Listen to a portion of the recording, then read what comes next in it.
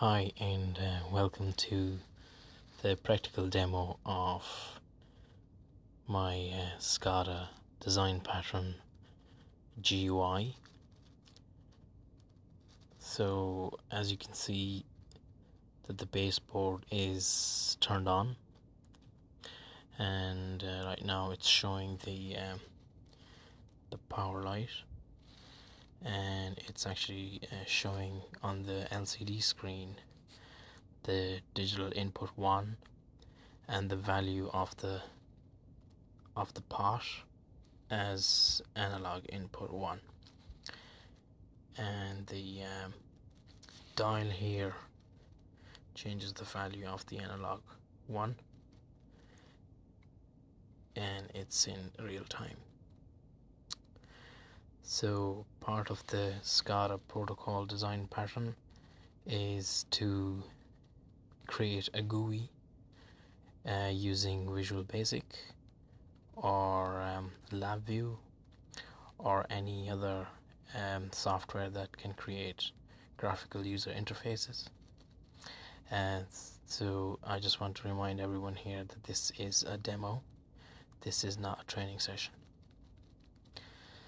So I will just bring you to my GUI here that I have created in Microsoft Visual Studio, and this is just a basic GUI for this baseboard. I believe if given more time we could make more sophisticated GUIs for this baseboard. So let's execute this and see how it goes.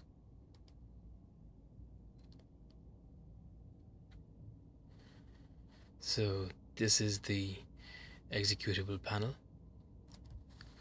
I'll just minimize this window so everyone can see what's happening. So first of all, what we do is we would select the COM port. This board is connected through the serial port in to the back of my PC. So we selected the COM that is connected to, then we select the baud rate, it's 9600, and we connect. So it's connected now. As you can see, the disconnect button is highlighted and the connect button is grayed out. So there are some functionalities this board can perform. We can write to the LCD, we could turn off and on these LEDs, we could read the pot, and we could program the digital input. So by default, when this debounce button is not pressed, the value of the digital input is 1, and when you press it, it turns to 0. So the aim is to be able to produce a GUI for this board, so the user doesn't have to see the board, but the user can get the full functionality of the board through this GUI. So let's start right into the LCD. So to write to the LCD, there are 4 lines on the LCD. As you can see, if the contrast is high enough, you'll be able to count. That's 1, 2, 3, and 4. So in order to write to these lines, the command is LD1, LD2, LD3, and LD4. So right now, as you can see, the LD2 is taken by the digital input, and LD3 is taken by the analog input to display the value of the dial and the debounce button. So let's start writing.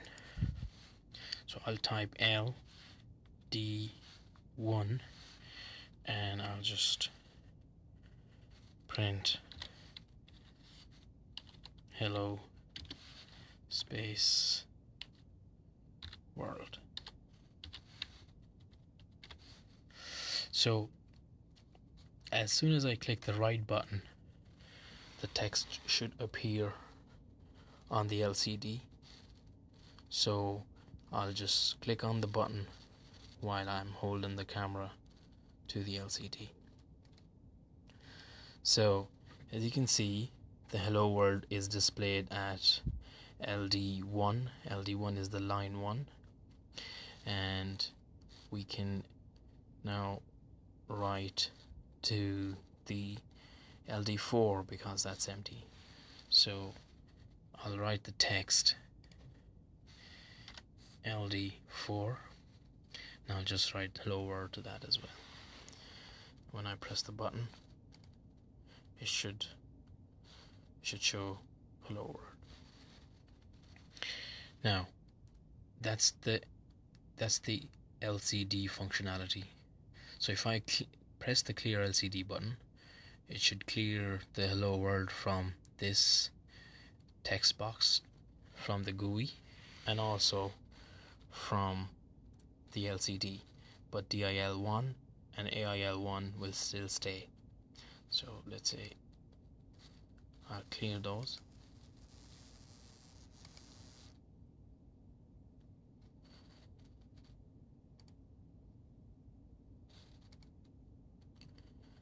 So it's clear now. The next button that we are going to program is the read analog. So when I click read analog, and same as the read digital, it should read the value of DI1 and read the value of AI1. So right now the value of DI1 is 1 and the value of AI1 is 122. So if I click the read analog button, I should see AIL122 here. So it has, in the output box, it has shown AI1, which is analog input 1, and the value is 122. If I press the read digital button, it should show me the DI1 and the value is 1. Right, so that's the demo of the read analog and read digital. Before I go to the pulse width modulation scheme, which is 0%, 10%, 20 up to 90%, I like to show you the digital out LED 1, LED 2 and LED 3. So as you can see on the board, LED 1, 2 and 3 are off. So when I press these buttons on the GUI, it should turn on these LEDs. So let's try that.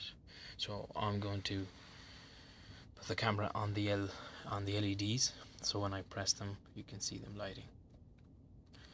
So if I press on, the LED 1 comes on. If I press LED 2, the red one should come on, and when I press the LED 3, the green one should come on. So that's the demo of the LED 1, LED 2 and LED 3. So now if I turn off, it should go off. So if I come into the board and I say off, the LED 1 goes off, LED 2 goes off, and LED 3 goes off. So, and the last functionality is the pulse width modulation. So the pulse width modulation is sending a pulse that would be on for 10% of the time and off for the 90% of the time. On for 20% of the time, off 80 on 20% of the time and off 80% of the time, and up to on for 90% of the time and off for 10% of the time. I'll just give you guys the demo of 10% and 90% so you guys can see the difference. So for 10%, the red light here should stay on for 10% and turn off for 90%. So let's try the 10%. So if I press the 10% and click run, the red light should come on for 10% of the time, and it should stay off for 90% of the time. So as you can see, it came on for 10% and it is off now till 90% is elapsed.